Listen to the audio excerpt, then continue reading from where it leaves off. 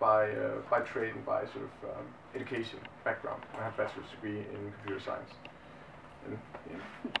Hi, I'm Jane, and I'm a project coordinator at the animation workshop. I work quite closely with Emil on game jams and project development. We do learning games for schools. We've done a game with the Niels Bohr Institute in Copenhagen, and we've done this. Yes. So, for those of you who don't know what game jams is, and I don't know if that was intentional on the organizer's part, but we're actually, it segues quite nicely from Vesa's talk about the train jam. Well, I'm going to get back to that, but the train thing, because it's kind of the same setup. A bunch of developers get together and meet over a short period of time. But we'll get into that. But basically what we're going to talk about is from taking your project from a jam setting, and we'll go into explaining what a game jam is, and how to actually support entrepreneurial development afterwards and during and prior to a game jam event. So yeah, Jen, can you tell people a little bit about what game jams are? I can. It's just a very brief introduction to a game jam. A game jam is a very short, intense development workshop, usually 48 hours. People meet on a Friday afternoon and form groups, get inspirational talks, and by the end of Sunday they usually have a game ready. They work within a very well-defined theme. They know the theme before the workshop, but they have inspirational talks during the 48 hours as well. They work in very small teams, usually of 4 and 5 people together. There'll be graphic designers, programmers, sound designers, and many times they don't know each other before the game jam. And the game jam have this very fast turnover. There's a focus on actual development during the 48 hours. So, what we want is to create a framework for creating better game jams. There's approximately 50 plus game jams every year. There's hundreds of prototypes created, but very few of them are actually making it to the market. So we want to investigate why that is and how we create better frames to actually support the games in getting to the market. Which brings us... Right. So, like Anna said, the game jams are very intense and short period, and generally it's not, like traditionally it's not something that encourages people to pick it up afterwards and work with it. But we've seen a few games, both in the game jams that we've attended and the game jams that we've organized in the past couple of years, that some games are actually taken from a game jam setting and actually make it to market. They get published, they get investment, stuff like that, which is really interesting. So the potential is definitely there, but we wanted to dive in and figure out, okay, what's stopping them? What kind of barriers are there, and what kind of prerequisites are there for, you know, games not just dying in a corner slowly and agonizingly, but rather actually getting further and being produced into something more. Yeah. So we did a 3-step data collection set based on basically exploratory research case study approach, as referenced by Stebbins, 2001. Yes. So we started with gathering observational data, which was basically me and Jane organizing a bunch of game jams, sitting in a corner, engaging both with the attendees at the game jam, but also just sitting and observing and sort of talking amongst each other and seeing what sort of came out of that. And generally, these were the 4 sort of key observations we made. It's very important to have a proper distribution of skill within the team. So say that there are 7 programmers and no graphic artists. That makes for really, really interesting mechanics, but probably very poor graphics. So you want to make sure that the skill distribution within the team is you know, distributed evenly, or at least according to the skill levels within the team. Another thing that we saw is that people who had a good experience, who felt like they had a good experience with the game jam, or that they walked away with a working prototype, they spread the news to their friends, and they brought friends back with them the next time, and they came back over and over again. So this, in the same way, that can also be said sort of negatively, that bad experiences also, of course, resonate. So in order to get people to come back after maybe they fell and hurt themselves, they made a prototype that didn't work out, maybe their team fell apart on the second day, we never know what can happen. It's important for us as organizers to kind of step in and aid them to come back the next time. The obvious stuff, of course, we kind of expected this, because it's generally game jams in size can be anywhere from 40 to 60 participants all the way up to 700. For online game jams, we're talking several thousand people.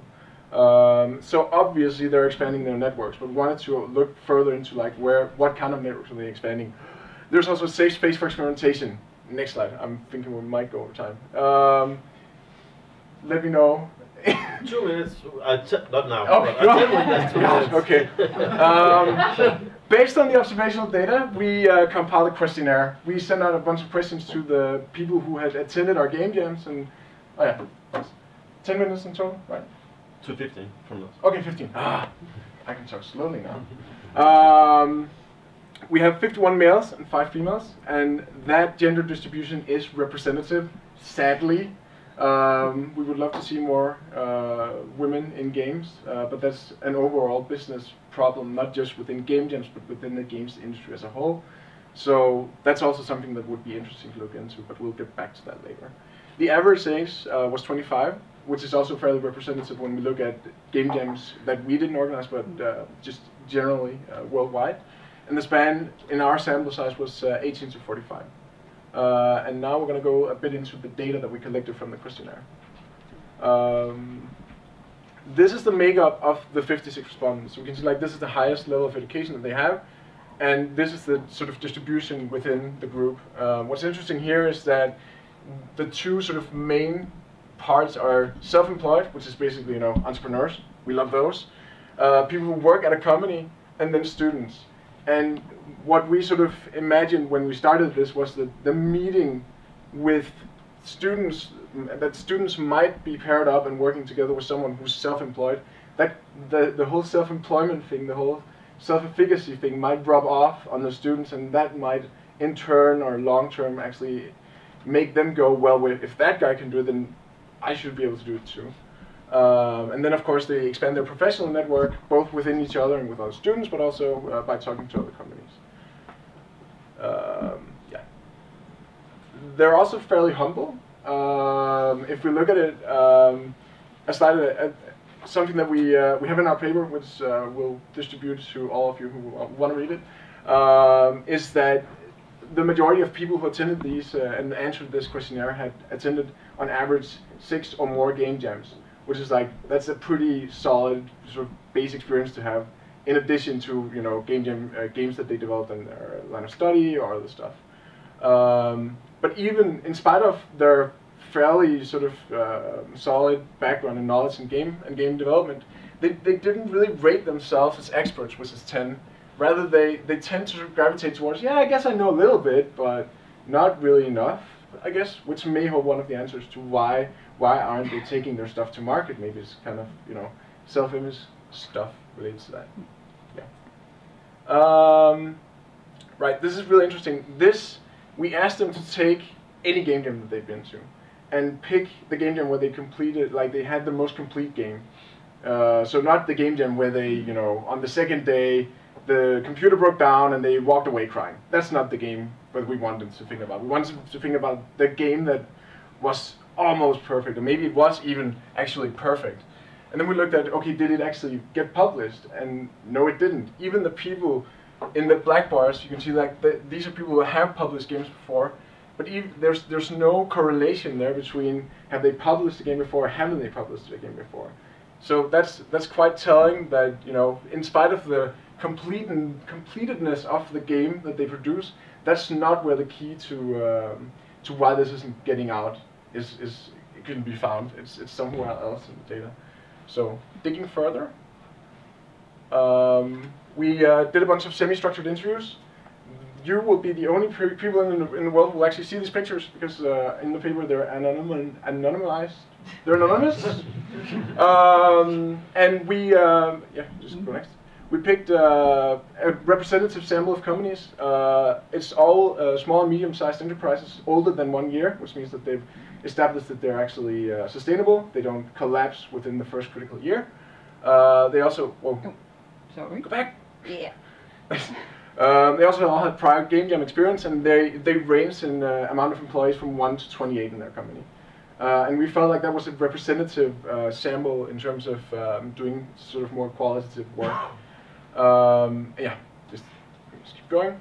And all of that sort of informed us in creating this framework, which we're about to present, which is a series of best practices for setting up a game jam, and things that we can see based on both observational data, the questionnaire data, and the semi-structured interviews that will have a positive impact on game jams, and in turn fuel more people towards actually taking their games to market. So we talked a lot about what we thought might be the reason to why they're not taking the games to market. So let's see what we actually found. Me? Yes. 2 minutes. Jesus. Let's tap. Yep. Is this me or you? I forgot. You continue. Okay.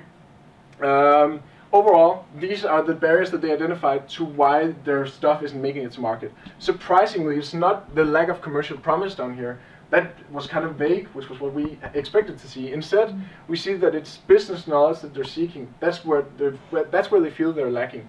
Next slide. It's also very interesting to see that they really value the makeup of their team. It's the team that's the key thing, and that's a thing that we saw over and over again. Next slide. Again, like, not a bad product. Next slide. Next slide. Right. So these are we identified a bunch of activities that could be done before, during, and after the game jam. Like stuff that we can do, workshops that we can organize. What can we as organizers actually put in to improve on this? And what we saw is like develop base skill set as an activity, which could go back to like the business knowledge. Maybe that's one base skill set that you don't have, but would like to improve further. Maybe you don't know programming, but would like to get better at that. So that's kind of what this was. Building games with the future in mind. That's kind of like if you know that you're building a game at a game jam, and you know that there's someone on the other side of that game jam after the 48 hours, there's an investor, like at the train thing, that's waiting to talk to you. That will motivate you to actually take your idea further. Next slide. It's also acquiring business knowledge, which is really focused around the after activities. Next slide. Conditions that need to be there for this to work, and remember these are all ranked on the very top of each, both before, during, and after conditions for a game jam to work, to boost the entrepreneurial intent.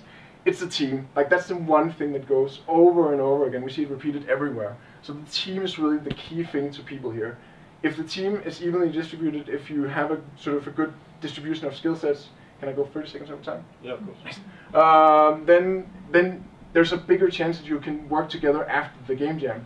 If you're sitting together with a team where Janne is a full-time employee and I'm just a student, then I might be way more motivated to take my stuff to market and actually develop it. But Janne has a family and needs to, she needs to take care of that stuff. So she might just go like, no, I'm just gonna, focus on my full-time job. And that's a rift that causes a rift in teams that we can see like. And then they drift apart, and they don't have any legal rights or contracts developed about who owns the game, and then it just dies. Next slide. Positive feedback loop, basically, if you get monetary prize or promise of you can win money or you can win an award, if at the game jam there's usually a, you award the game with the best graphics, the best technology, blah, blah, blah, blah, blah. That also sort of reinforces your belief in yourself, which again, like could boost, remember the we're not good enough graph, yeah. Maybe that can push some people in that direction, and then next slide. There's a bunch of stuff that we can do for further research, but now we've established a really solid framework for other people to develop with. One thing that we think would be really interesting within the VIA framework in general, other educations, is to see if this framework can be developed within non-game oriented production environments. So VESA, we need to talk. It could be interesting to see if we can learn something by talking to each other. Of course, there's other stuff that we can do. We can have a larger sample, which is one of the things we're going to do. We're going to partner up with Nordic Game Jam next week. An evolved version of the original questionnaire that we sent out Last year is going to be sent out to 700 participants in a much larger scale survey. Next slide. And we're going to submit a short paper to Foundations of Digital Games, which has a submission deadline on February 12th. And we're of course going to host more game jams, iterate and revise on the framework, because this is just the first step, but there's a lot more to be learned. Next slide. Thank you.